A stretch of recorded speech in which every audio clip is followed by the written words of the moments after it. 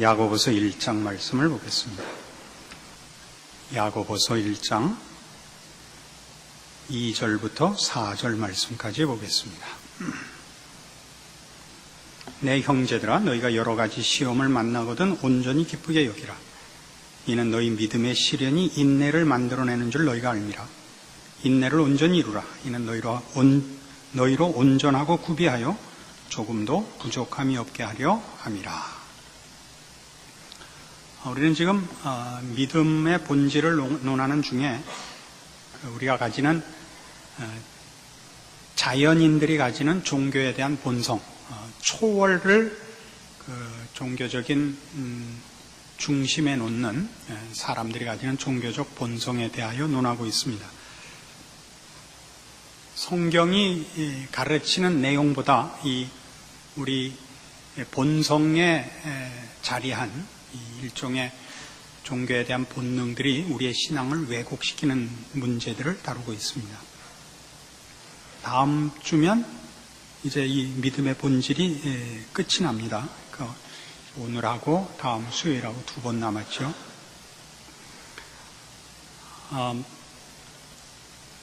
왜 성경이 믿음을 논할 때 인내하라고 가르치는가 하는 것이 바로 이 문제에 아주 커다란 본질과 요소되는 것들을 사실은 건드리고 있습니다.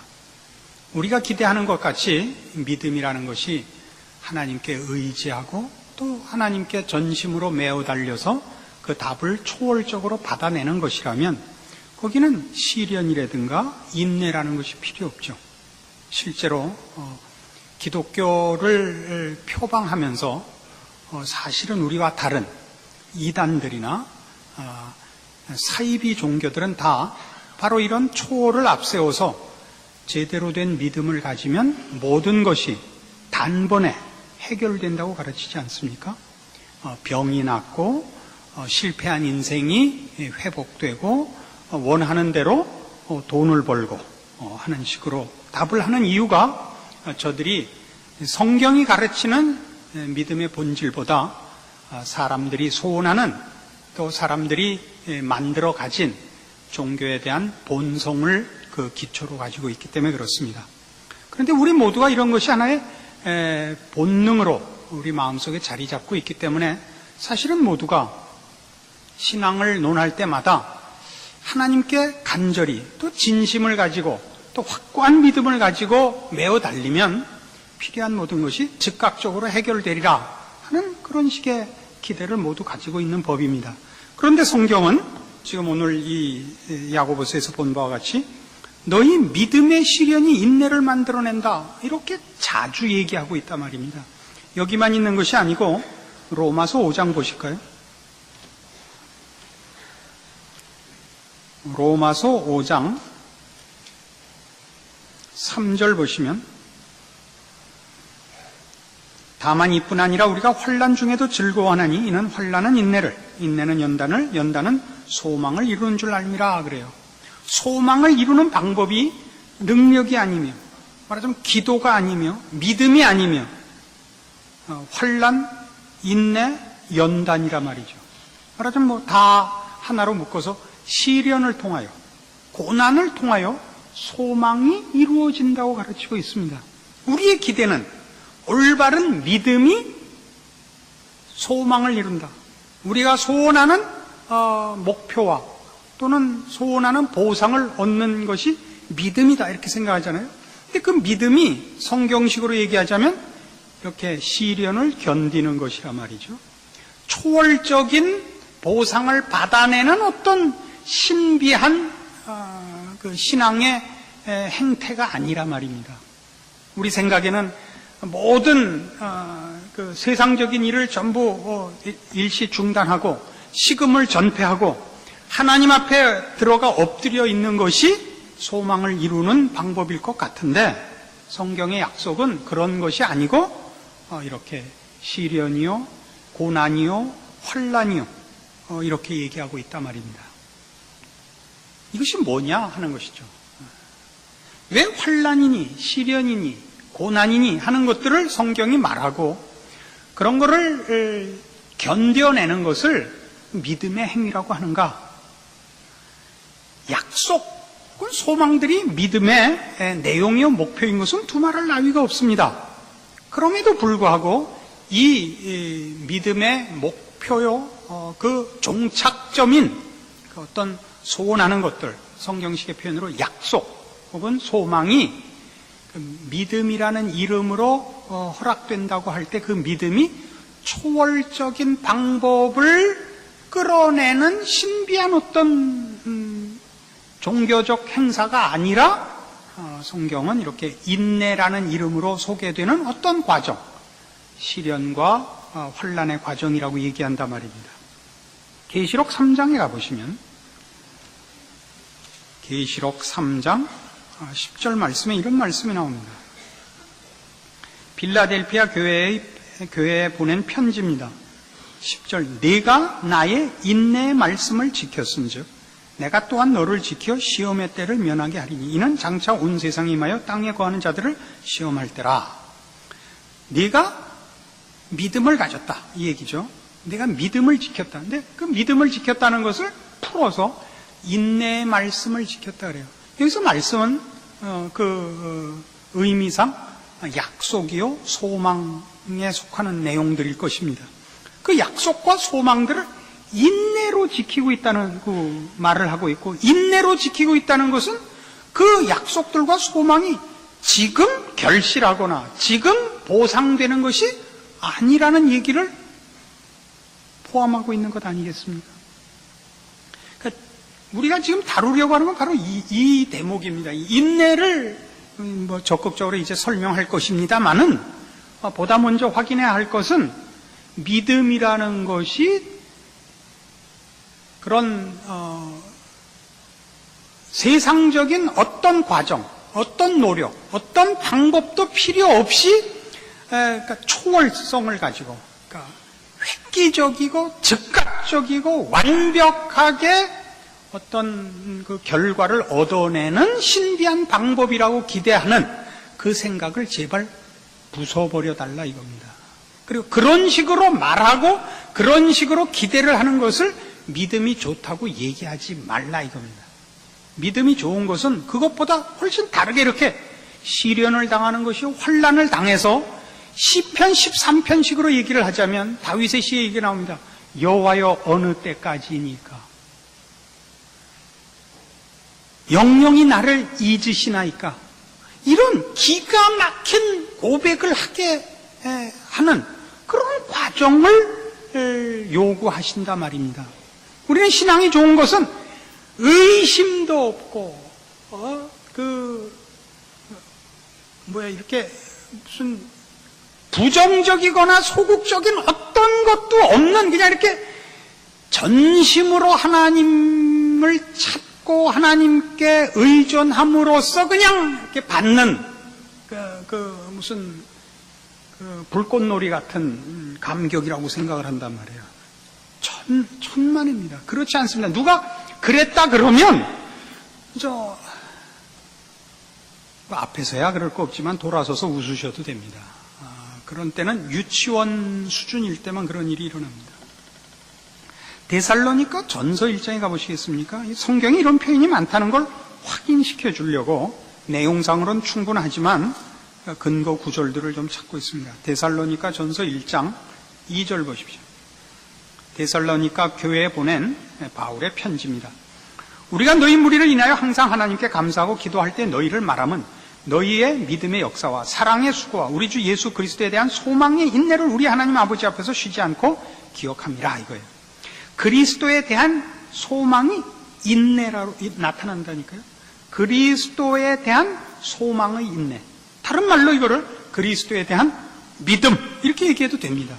근데 이 믿음을 소망의 인내라고 얘기한다고요.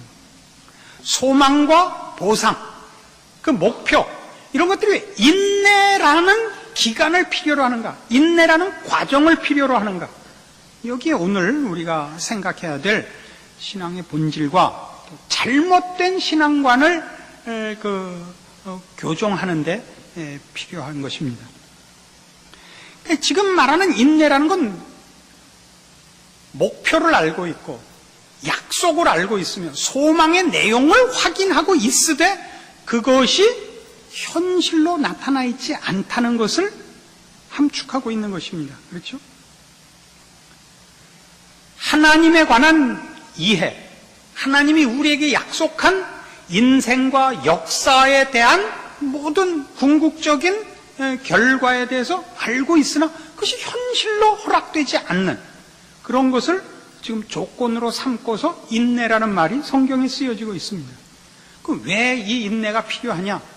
우선 우리가 그 이해를 돕기 위해서 설명을 먼저 하고 하자면, 인내라는 것은 어떤 면적이 길이를 가져서 커다란 부피가 되는데 필요하기 때문에 인내를 요구하십니다.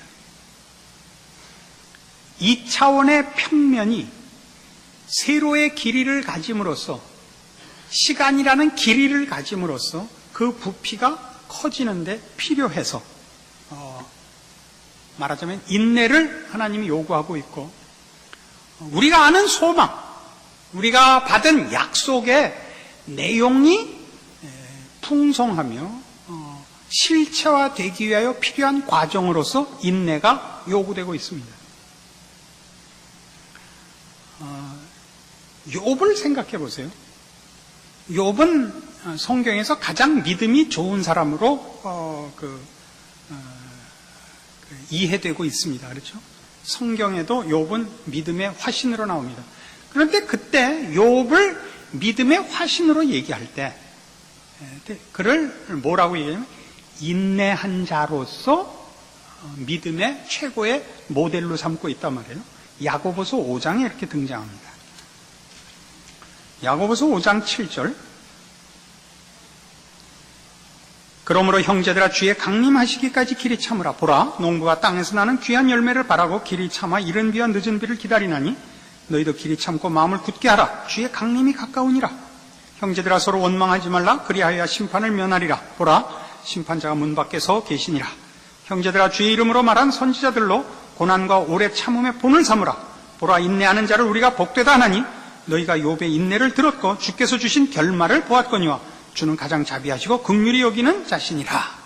여기 그 인내의 최고의 모델로 욥이 등장하고 있고, 그것을 지금 7절에서 11절까지 읽은 내용을 다 전체적인 내용을 우리가 의미해서 보자면 믿음의 모델로 욥이 여기 등장하고 있습니다. 인내한 자로서 그는 하나님이 어떤 분인지를 압니다. 욥기를 여러분이 읽어보면 욥이 하나님이 의로운 분이시며 하나님이 선한 분임을 알고 있습니다. 자기는 범죄하지 않았습니다. 그런데 부당한 대접을 받고 있습니다. 그래서 하나님 앞에 불만을 토로합니다. 잘 보세요. 하나님이 공의로우신 분이요, 하나님이 자비하신 분이요, 하나님이 선하신 분임을 압니다. 그런데 현실은 그렇지 않습니다. 그래서 계속 하나님께 따지죠. 하나님, 한 번만 만나 주십시오. 하나님, 제발 왜 이런지 설명을 좀 해 주십시오. 이게 욥기입니다. 그래서 그 기간을 통해서 어떻게 됐다는 겁니까? 결론이. 내가 예전에는 주께 대하여 귀로 듣기만 하였었더니 이제는 눈으로 봅니다. 그게 그 시련 동안 그가 아는 하나님의 공의로움과 선하심에 대하여 본인이 알고 있었다고 생각한 것들이 이 현실로 실체화되지 않는 이 문제로 인하여 하나님과 씨름하는 기간을 통하여 그 하나님의 공의로우심이 어떤 것이냐가 실체화되고 풍성하고, 그렇죠? 그리고 본인 자신이 가졌던 것, 하나님에 대해서 안다고 생각했던 것이 그게 아직 기초요. 더 나아가고 더 비교할 수 없이 높은 하나님의 하나님 되심을 아는 경지에 나아갈 수 있게 됐다고 고백하는 것이 욥기입니다. 이런 문제에 대해서 성경에 더 귀한 모범은 아마 하박국 선지자일 겁니다. 찾아가 보실까요? 제 성경이 이 페이지가 다른 거라서 페이지를 얘기할 수 없게 됐습니다. 이 눈이 안 보여서 큰 글자 성경을 보게 돼서 페이지가 다릅니다.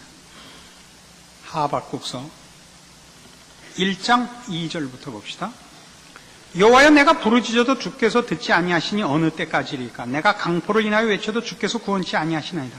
어찌하여 나로 간악을 보게 하시며 패역을 목도하게 하시나이까? 대저 겁탈과 강포가 내 앞에 있고 변론과 분쟁이 일어났나이다. 이러므로 율법이 해이하고 공의가 아주 시행되지 못하오니 이는 악인이 의인을 에워쌌으므로 공의가 굽게 행함이니이다. 하박국이 하나님 앞에 한 불평은 뭐냐면, 온 우주를 다스리시는 이는 하나님 아닙니까? 그런데 왜 세상은 공의가 시행되지 않고 악행과 불의가 횡행하고 악한 자들이 선한 자들을 못 살게 구는데 하나님 가만히 보고만 계십니까? 이게 하박국 선지자의 불만입니다. 그가 알고 있는 게 뭐라고요? 하나님이 공의로우신 분이라는 걸 압니다. 근데 현실이 그렇지 않습니다. 그가 아는 것이 실현되지 않고 보상되지 않는 현실 속에 있습니다. 이 현실의 부조리가 도대체 왜 나타나는가? 이게 그의 불만입니다. 또 5절 이하에 뭐라고 나오느냐면 하나님께서 대답하시기를, 야, 너 그거 갖고 놀랬냐? 앞으로 더 놀라운 일이 생긴다. 세상은 더 악해지고 더 불의한 자들이 활개를 칠 것이다. 너 지금까지 본 것보다 더 놀라운 일이 생길 것이다. 이렇게 됐어요. 이 의미가 그래요. 예전에 저 일산에 어떤 기도원이 있었는데요. 저와 좀 관계가 있는 기도원이었습니다. 그 원장님 부부가 이북분이십니다. 이렇게 성격이 급하시고 과격하시죠. 근데 이제 기도원을 하시는 거예요. 기도원은 그 뭐 아주 험한 일들이 자주 생기는 곳입니다. 보기보다. 왜냐하면 마지막에 찾아오는 이 세상에 어떤 방법으로도 해결이 안 돼서 마지막으로 찾아오는 분들이 있어서 갈급함으로나 또는 과격함으로나 극에 달한 분들이 옵니다. 그래서 이렇게 그러지 않아도 과격한 분이 더 이제 과격해지셨어요. 그 바람에 아무도 그 기도원에서 목사를 안 하려고 그러는 겁니다. 그래서 원목을 구할 수가 없는 거예요. 그래서 어찌 하다가 이제 젊은 전도사 부부를 하나 이제 원목으로 이제 얻게 됐습니다. 이분들은 이남분이에요, 고향이. 제가 말하는 이남분이라는 건 이제 최소한의 교양과 이런 걸 가지고 있다 이겁니다. 그런데 이제 이분들이 와서 기도원에 있어 보니까 오는 손님들의 뭐 거칠고 과격한 것보다 이 원장님 사모님이 더 한 거예요. 그래서 어느 날 그 기도원에 일하시는 일꾼들하고 제가 가을에 고추 따갖고 말리면서 얘기하던 중에 나는 원장님 사모님이 제일 무서워요. 그 얘기를 했는데 귀에 들어간 거예요. 원장님 사모님이 뿔따구가 딱 난 거예요. 기래? 너 무서운 게 뭔지 한번 볼래? 이렇게 된 거예요. 그동안 자신은 한 번도 무섭게 한 게 아닌 거예요, 그게. 그게 무서웠다고? 너 무서운 거 한번 볼래? 그 다음은 어떻게 됐는지 몰라요. 그 다음에 갔더니 또 바뀌었더라고요. 이게 그 얘기다 이거예요. 이게 설명 하나 하는데 이렇게 오래 걸려요. 하박구가 너 이거 갖고 놀랬네? 이거예요. 너 한번 진짜 놀래 볼래? 이게 이제 5절에서 11절이에요. 아시겠어요? 그러니까 이제 하박국 선지자가 큰일 났죠. 괜히 말 꺼내가지고. 12절 선지가 가로되 여호와 나의 하나님 나의 거룩한 자시오 주께서는 만세 전부터 계시지 아니하시나이까? 우리가 사망에 이르지 아니하리다. 여호와의 주께서 심판하기 위해 그를 두셨나이다. 반석이시여 주께서 경계하기 위해 그를 세우셨나이다. 주께서는 눈이 정결하심으로 악을 참아보지 못하시며 패역을 참아보지 못하시거늘 어찌하여 괴울한 자들을 방관하시며 악인이 자기보다 의로운 사람을 삼키되 잠잠하시나이까? 주께서 어찌하여 사람으로 바다에 어적 같게 하시며 주권자 없는 곤충 같게 하시나이까? 그가 낚시로 모두 취하며 그물로 잡으며 초망으로 모으고 인하여 기뻐하고 즐거워하여 그물에 제사하며 초망 앞에 분향하니 이는 그것을 힘입어 소득이 풍부하고 식물이 풍성케 됨이니이다. 그런데 하박국 선지자가 놀랬죠. 아니 하나님은 온천하 만물의 유일한 통치자 아니십니까? 하나님은 의로우신 분 아닙니까? 그런데 왜 이런 일이 생긴다고 그러시는 겁니까? 이거예요. 그러니까 아까 예를 든 욥의 경우나 지금 여기에 등장한 하박국 경우에도 이걸 분명히 알아야 돼요. 그들의 믿음이 흔들려 있었다가 아니에요. 그게 아니라 믿음은 견고해요. 하나님이 누구신지 알고 하나님이 결국 그의 백성들에게 공의를 베풀며 복을 베풀리라는 걸 알아요. 그 보상이 현실에 안 나타난단 말이에요. 그래서 가서 물어보는 거예요. 하나님의 전능하심과 약속을 근거로 하여 우리가 하나님의 백성 됐으며 하나님을 믿고 의지하고 살고 있는데 뭐 나타난 게 왜 아무것도 없습니까? 그러니까 이게 시련이에요. 근데 뭐라 그래요? 하나님은 더 기다려야 된다 이거예요. 더 기다려야 된다. 뭐 때문에 그런다고요? 그 앞에서도 봤죠? 그게 있어야 옛날 여러분 중학교 다닐 때는가 공민학교 다닐 때인가쯤 했던 원통의 부피를 구하는 산수 문제 같은 거예요. 높이가 있어야 되는 거예요. 그래야 그 부피가 생기는 거예요. 길이가 있어야 되는 거예요. 그래야 내용이 풍성해지는 거예요. 그래서 믿음이란 하나님을 믿는다 만다에서 시련이 있는 것이 아니라 하나님을 믿고 하나님의 백성된 자의 복, 약속과 소망을 갖고 있는데 이게 내가 기대하는 때에 허락되지 않는 것으로 시련이 오는 거예요. 예수를 믿었는데 내가 믿음이 없잖아요. 믿었는데 도대체 믿을 효과가 없다고요. 믿음이 이상해지는 게 아니라 물론 이상해지죠. 이제 하나님이 정말 있나? 아닌가? 내 기도를 들으시나 마시나가 아니라 뭐가 생겨요? 아니 이게 믿은 게 이게 뭐야가 생긴다고요. 믿음이 뭔지 이 문제를 분명히 하자고요. 우리는 자칫 잘못하면 정말 하나님이 내 기도를 들으시는가? 정말 하나님을 믿고 사는 게 복이라는 말이 맞나? 이런 근본적인 시험에까지 빠지게 됩니다. 시작은 하나님에 대해서가 아니라 바로 이 문제, 믿음에 대해서인 겁니다. 하나님을 믿는다, 하나님의 백성으로 가진 바, 하나님이 허락하신 약속들이 도대체 어떻게 해야 실현되는가 하는 이 문제에서 우리는 많은 시험을 당하게 됩니다. 게다가 아까도 얘기한 대로 우리 주변에는 이렇게만 하면 당장 그 결과를 볼 수 있다라고 유혹하는 잘못된 신앙을 전하는 자들이 또 있습니다. 그래서 우린 이렇게 해서 안 됐나 보다 해서 더 다른 방법, 또 다른 방법, 더 지독한 방법, 더 열심인 방법, 더 극단적인 방법을 자꾸 쓰죠. 그래도 사실은 그렇게 해서 답이 오지 않습니다. 왜요? 이것은 시간이 필요하고 긴 과정이 필요합니다. 왜 그럴까요?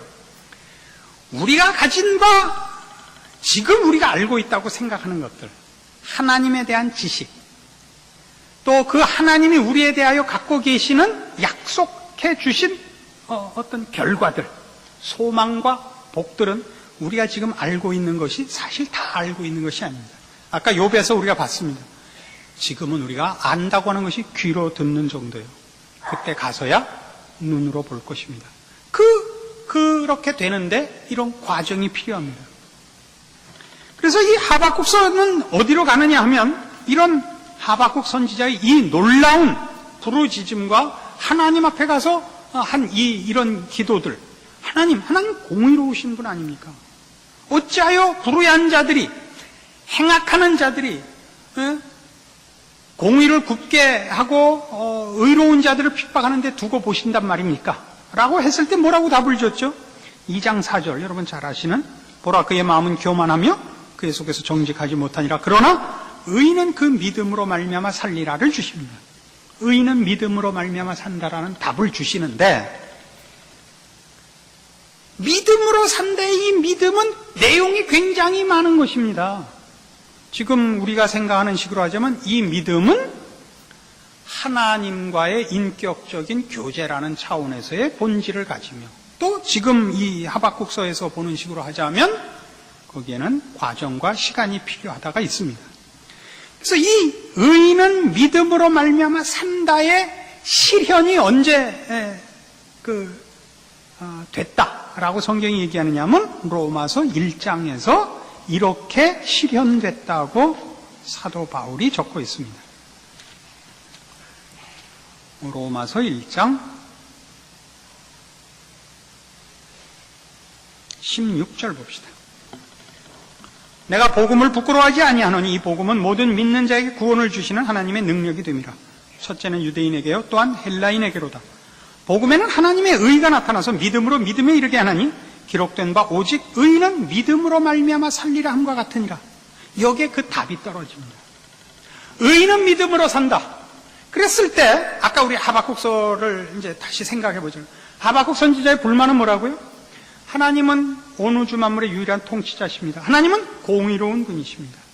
그런데 왜 현실은 그렇지 않습니까?